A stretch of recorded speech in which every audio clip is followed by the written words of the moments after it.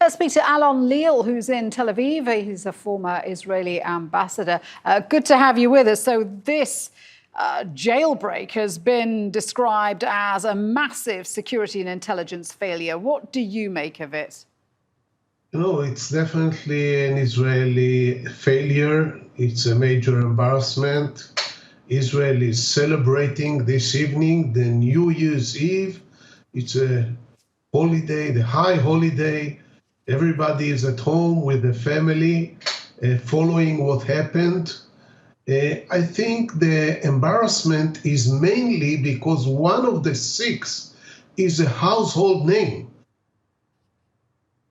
Is a very famous Palestinian leader who was arrested several times, but when out of jail, was considered a very colorful leader, and with an Israeli girlfriend in the past who was Jewish and turned to Islam. So every Israeli almost, or every Israeli adult knows him. So this makes the embarrassment even bigger.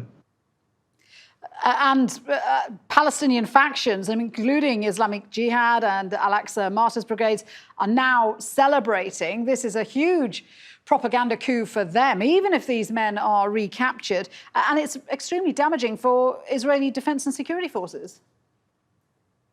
I think the Israeli part is less important here because Israel is strong, feels very safe.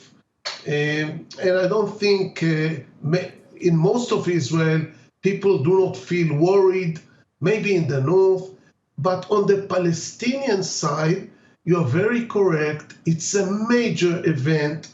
The Palestinians had, in the last few years, one major failure after the other, very embarrassing failures, diplomatic failures.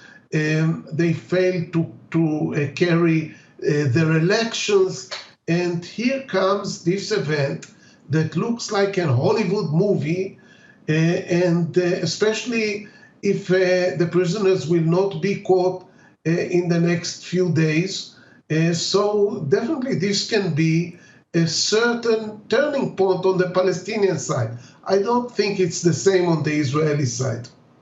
Well, you're right. It does sound a bit like a Hollywood movie. By some accounts, these Palestinians could have been engaging in this escape operation for months, if not years, using an old spoon to dig a tunnel. At the very least, this is going to mean a shake-up of prison security, isn't it? Who is being blamed for this? What are people saying where you are in Tel Aviv?